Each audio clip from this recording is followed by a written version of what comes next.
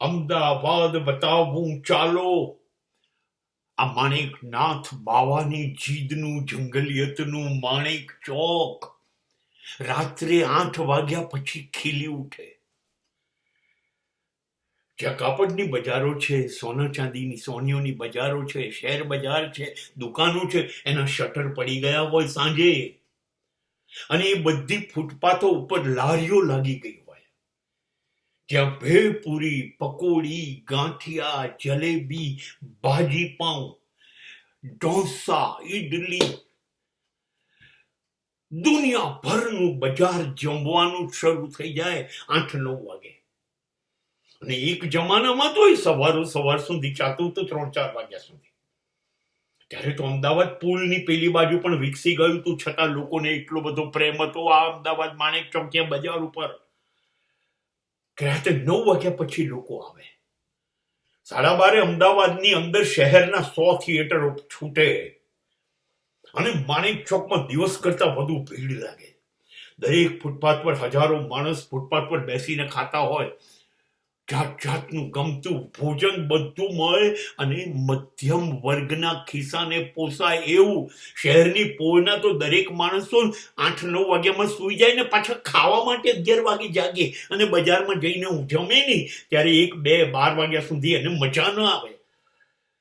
એની પર આઈસ્ક્રીમની ઝાપતો ઉડાડે, ગુલ્ફીઓની ઝાપતો ઉડાડે.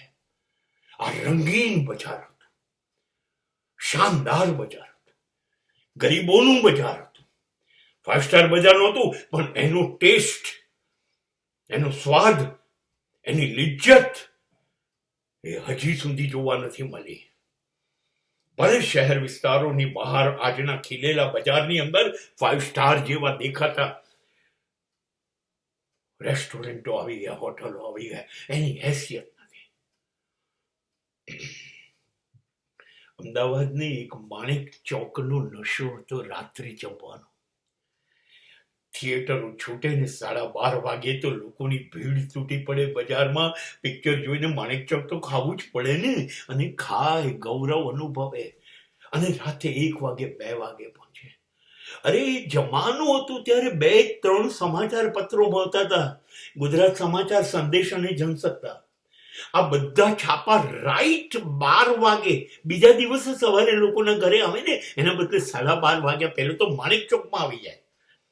અને શહેરની પ્રજાને આદત પડી ગઈ હતી પિક્ચરો જોવા, માણેક ચોકમાં રાત્રે જમવું અને છાપું લઈને વાંચીને પછી જ ઘેર જવું.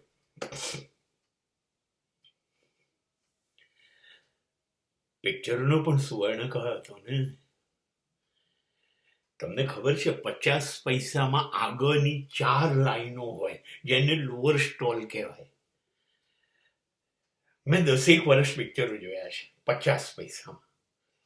ત્યાર પછી અપર સ્ટોલ હોય, એ ₹1.50ની ટિકિટ, અને ત્યાર પછી બાલ્કની હોય, એ 3 પૈસાની સૌથી મોંઘી ટિકિટ, ₹3. એટલું માણસો મુશ્કેલીથી મેનેજ કરી લેતા, પણ જોતા પુષ્કળ જોતા. અને એ જ શહેર વિસ્તારમાં દરવાજાની અંદર 3 ઇંગ્લિશ થિયેટરો હતા, જે માત્ર અંગ્રેજી ફિલ્મો જ મૂકે. એડવાન્સ સિનેમા, સેન્ટ્રલ સિનેમા અને મધુરમ સિનેમા, એ માત્ર ઇંગ્લિશ જ પિક્ચરો મૂકે. એનો પણ એક વર્ગ હતો. આ હતો અમદાવાદનો સ્વર્ણકાળ, જે લોકો જીવ્યા છે.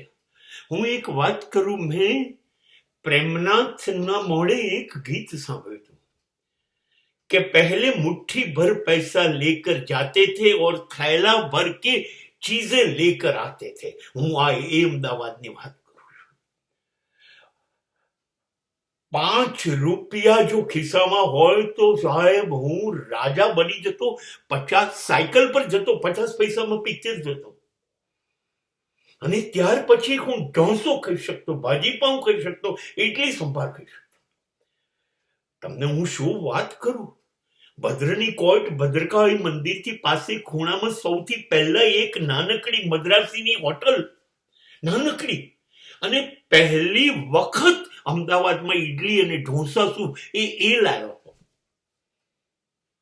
પહેલી વખત સૌથી પહેલી હોટલ ઇડલી ઢોસા મેંદુવડાની એ હતી. ત્યાર પછી અમદાવાદને ખબર પડી કે આ સાઉથ ઇન્ડિયન ડીશ શું છે. હા, એ પછી ભલે દુનિયાભરના માણસોએ સાઉથ ઇન્ડિયન હોટલો ખોલી, પણ એ પહેલી હોટલ એ હતી. સીદી સૈયદની જાળી પાસે આવેલી એક ટેબલ અને એક સ્ટવ ઉપર ચા બનાવતી હોટલ હતી, જેનું નામ હતું લકી રેસ્ટોરન્ટ, જે બોર્નવિટા પાવડર નાખતો હતો, ઇલાયચીનો પાવડર નાખતો હતો, એક ટેબલ પર સ્ટવ મૂકીને બનાવતો હતો. આજે એને ત્યાં 100 વેઇટર છે. બધા વેઇટરને એને ઘર આપ્યું છે. સીદી સૈયદની જાળી પાસેની લકી રેસ્ટોરન્ટની ચા જેણે ના પીતી હોય, આ દુનિયાનો સૌથી કમનસીબ માણસ. આ છે અમદાવાદની સમૃદ્ધિ.